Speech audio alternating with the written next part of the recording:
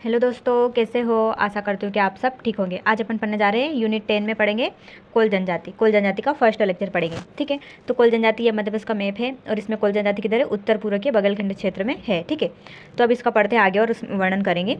तो इसका जो कोल जनजाति, इसका मूल स्थान कहाँ पर है, तो रीवा जिले के वर्दी राजा क्षेत्र के कुराली गाँव में। क्या है, जो इसका कोल जनजाति का मूल स्थान कहाँ पर है, रीवा जिले के वर्दी राजा क्षेत्र के कुराली क्षेत्र में स्थित है।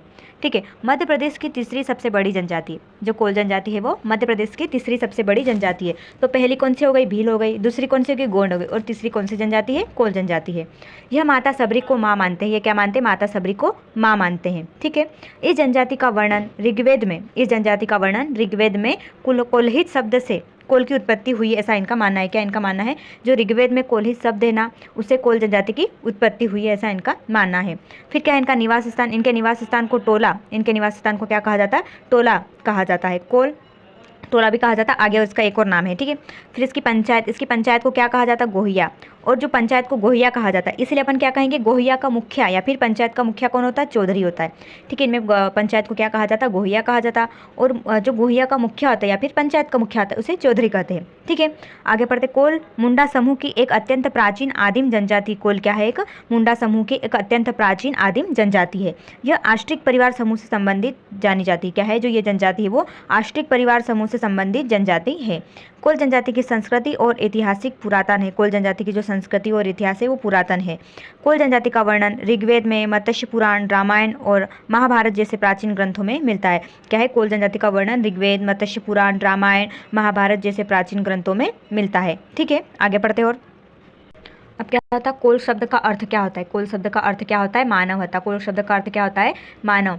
कोल और कोरकू दोनों मुंदारी भाषा परिवार से संबंधित है। कोल और कोरकू दोनों ही मुंदारी भाषा परिवार से संबंधित माने जाते हैं। यह अपनी उत्पत्ति अपने देवता ओटम बोराम, क्या है, ये अपनी उत्पत्ति अपने देवता ओटेम बोरम और सिंह बोगा, क्या है, ओटे बोरम और सिंह बोगा अर्थात सूर्यदेव के द्वारा उत्पन्न नर नारी से मानते हैं। अपनी उत्पत्ति इनके देवता है ओटेम बोरम और सिंह बोगा अर्थात उन्हें सूर्यदेव से उत्पन्न नर और नारी से मानते हैं। कोल रामायण काल में भी अपना संबंध जोड़ते हैं। कोल जनजाति वो रामायण काल में भी अपना संबंध जोड़ते हैं। अपने आप को सबरी की संतान मानते हैं। अपने आप को क्या मानते हैं, माता सबरी की संतानें मानते हैं। ठीक है, अब इनका पढ़ते हैं भौगोलिक वितरण, किस प्रकार से किस जनजाति, ये जनजाति वो किस क्षेत्र में निवास करते। तो मध्य प्रदेश का उत्तर पूर्वी क्षेत्र बगलखंड के नाम से भी जान, जो मध्य प्रदेश का ये जो जनजाति निवास करती कहाँ पर है, मध्य प्रदेश का उत्तर पूर्वी क्षेत्र, जिसे बगलखंड का क्षेत्र भी कहा जाता है। ठीक है, कोल जनजाति का प्रभाव बगलखंड के कौन कौन से जिलों में आता है, तो ये रीवा, सीधी, सतना, शहडोल, जबलपुर, रायगढ़ और मंडला में भी आता है। कोल जनजाति का जो प्रभाव है वो बगलखंड क्षेत्र के कौन कौन से जिले में, तो रीवा, सीधी, सतना, शहडोल, जबलपुर, रायगढ़ और मंडला में देखने को मिलता है। मध्य प्रदेश के अलावा कोल जनजाति मध्य प्रदेश के अलावा और अन्य राज्य में भी निवास करती है। तो कौन कौन से, उत्तर प्रदेश हो गया हो, बिहार, उड़ीसा, त्रिपुरा में भी निवास करती है। जो कोल जनजाति हो मध्य प्रदेश के अलावा अन्य राज्यों में भी निवास करती है, जैसे उत्तर प्रदेश, बिहार, उड़ीसा और त्रिपुरा में भी निवास करती है। मध्य प्रदेश की कोल जनजाति अपनी उत्पत्ति का मूल स्थान, जो मध्य प्रदेश में निवास करने वाली कोल जनजाति है वह अपनी उत्पत्ति का जो मूल निवास स्थान रीवा जिले के फरेंदा या फिर कुराली गाँव से मानती है। प्राचीन धार्मिक ग्रंथों में कोल जनजाति का विवरण राजवंशों के रूप में किया गया है। जो प्राचीन धार्मिक ग्रंथ है ना, उसमें कोल जनजाति का विवरण राजवंशों के रूप में किया गया है। ठीक है, ये जो समझ में आया आपको, यहाँ तक समझ में आ गया। आगे पढ़ते हैं और क्या है, महाभारत काल में कोल दैत्य नामक एक राजा हुआ करता था। महाभारत काल में कोल दैत्य नामक एक राजा हुआ करता था, जो कि मथुरा के राजा कंस का मित्र था। जो क्या था, मथुरा के जो राजा थे वो राजा कंस का मित्र था। 15वीं सदी में अकबर तथा महाराणा प्रताप के बीच में युद्ध हुआ। क्या हुआ, 15वीं सदी में अकबर और महाराणा प्रताप के बीच में युद्ध हुआ। कहाँ पर, ये सिंगरौली के माड़ा में हुआ। जो और क्या हुआ था, कोल राजा मड़िहान, क्या है, कोल राजा मड़निहा ने सैन्य बल से महाराणा प्रताप की काफ़ी मदद की। क्या हुआ, जो कोल राजा था ना मणनिहा, तो क्या करा था उन्होंने, महाराणा प्रताप की सहायता करी थी जब अकबर और महाराणा प्रताप के मध्य माड़ा में अर्थात सिंगरौली में युद्ध हो रहा था उस समय। फिर इसका राज्य कहाँ है, कोल जो मड़निहाल राजा है ना, उसका राज्य कहाँ था, विंध्याचल क्षेत्र में आता है। अर्थात ये कहाँ पर, विंध्याचल क्षेत्र में बेडनी, अर्थात ये बेडन कहाँ पर, सीधी में आती, जिसकी राजधानी क्या थी, माड़ा थी, जो कि सिंगरौली में माड़ा है वो उसकी राजधानी हुआ करती थी। फिर कोलगढ़ी रीवा जिले के त्योथर कस्बे के एक ऊंचे टीले पर तमस नदी के किनारे स्थित है। क्या है, जो कोलगढ़ी है वो रीवा जिले के त्योथर कस्बे पर, क्या है, जो कोलगढ़ी है वो रीवा जिले के त्योथर कस्बे के एक ऊंचे टीले पर स्थित है, जहाँ पर क्या है, तमस नदी के किनारे स्थित है ये। यहाँ का जो किला है वो जर्जर हालत में है। जो कोलगढ़ी का जो किला है ना वो जर्जर हालत में है। कोलगढ़ी के किले के जीर्णोद्धार के लिए कोलगढ़ी है उसके किले के जीर्णोद्धार के लिए प्रदेश सरकार ने 324.70 लाख रुपए की मंजूरी की थी। क्या है, उसका जीर्णोद्धार उसकी मरम्मत करने के लिए जो मध्य प्रदेश सरकार के द्वारा 324.70 लाख रुपए की मंजूरी दी थी। सीएम शिवराज सिंह चौहान जीर्णोद्धार के कार्य का भूमि पूजन भी किया था। जो पूर्व सीएम थे ना शिवराज सिंह चौहान, उन्होंने क्या करा था, जो कोलगढ़ी का जो किला उसके जो भूमि का उसका जीर्णोद्धार करने के लिए भूमि पूजन भी किया था। तथा इसमें बिरसा मुंडा और माता सबरी की मूर्ति लगाने का भी ऐलान कर दिया था। क्या हुआ, ये जिसका जीर्णोद्धार करके इसमें बिरसा मुंडा और माता सबरी की मूर्ति लगाने का भी ऐलान कर दिया था। ठीक है, आगे पढ़ते और क्या क्या कहा। और क्या कहा, कोलगढ़ी आदिवासी कोल राजाओं के वैभवशाली शासन का प्रतीक रहा है। जो कोलगढ़ी है ना वो आदिवासी कोल राजाओं के वैभवशाली शासन का प्रतीक भी रहा है।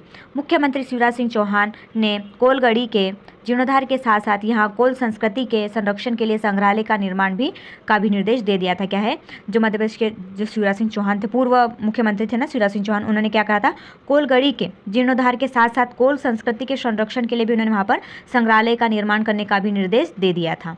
इस संग्रहालय में कोल समुदाय की संस्कृति से जुड़ी सभी वस्तुएं प्रदर्शित की जाएगी। इसके अलावा यह कोल समाज के लिए एक तीर्थ स्थल के रूप में भी जाना जाएगा, ऐसा कहा गया था।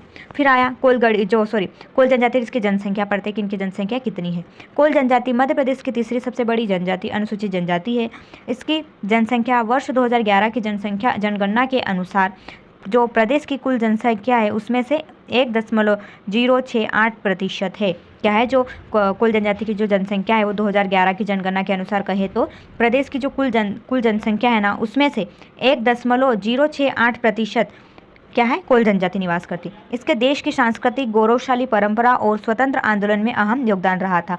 जो कोल जनजाति इसका जो देश की जो संस्कृति, गौरवशाली परंपरा और स्वतंत्र आंदोलन में अहम योगदान रहा था। प्रदेश में कोल जनजाति मुख्य रूप से रीवा, सतना, शहडोल, सीधी, पन्ना, सिंगरौली जिलों में निवास करती है। ठीक है, आगे पढ़ते अपन कोल जनजाति की उपजातियाँ पढ़ते हैं। अब पढ़ते कोल जनजाति की उपजातियाँ कौन कौन सी है। तो कोल जनजाति की उपजातियों की संख्या है 7 है। ठीक है, तो इसको मैं आपको बताती हूँ कि किस प्रकार से याद करना। रौतिया, रोतेला, ठकुरिया, कथरिया, खेरवार, खगार और बीच। ठीक है, तो ये रिया तो ये याद हो जाएगा, जैसे रौतिया, रोतेला, ठकुरिया, कथरिया, खेरवार, खगार और बीच, ये क्या है, कोल जनजाति की उपजातियाँ हैं जो 7 उपजातियाँ इनकी। फिर इनका आवास या निवास स्थान।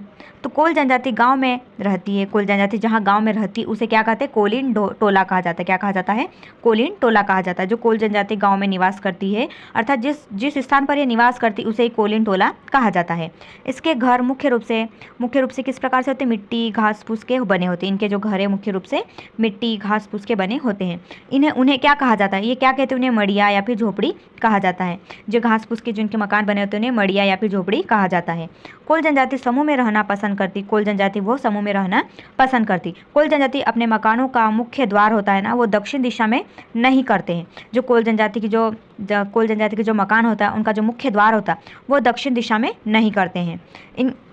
जिन क्षेत्रों में कोलों की आबादी घनी होती है, क्या है, जिन क्षेत्रों में जो कोल जनजाति अधिक निवास करती है उन्हें कोल्हान कहा जाता है। क्या है, जिन क्षेत्रों में जो कोल जनजाति वो उनकी जो आबादी है या उनकी जनसंख्या वो अधिक होती है उन्हें कोल्हान कहा जाता है। ठीक है, आगे पढ़ते हैं। अब क्या पढ़ते हैं, इनका खान पान, अर्थात ये भोजन किस प्रकार से करते हैं। कोल शाकाहारी और मांसाहारी दोनों प्रकार के होते। कोल जनजाति वो शाकाहारी और मांसाहारी दोनों प्रकार की होती। इनकी प्रमुख खाद्यान्न फसल, अर्थात इनकी जो प्रमुख खाने वाली फसल है वो कौन कौन सी, तो क्या हो गया, ज्वार हो गया, गेहूँ, कोदो कुटकी, मिझरी, सवा, कानून, धान, अरहर और मूंग आदि, ये चीज़ इनकी जो खाद्यान्न फसल हो गई है। कोल जनजाति के दैनिक जीवन में मदाइन अर्थात मदिरा का विशेष महत्व है। कोल जनजाति के दैनिक जीवन में मदिरा का एक विशेष महत्व होता है। ठीक है, तो आज के लिए बस इतना ही, धन्यवाद।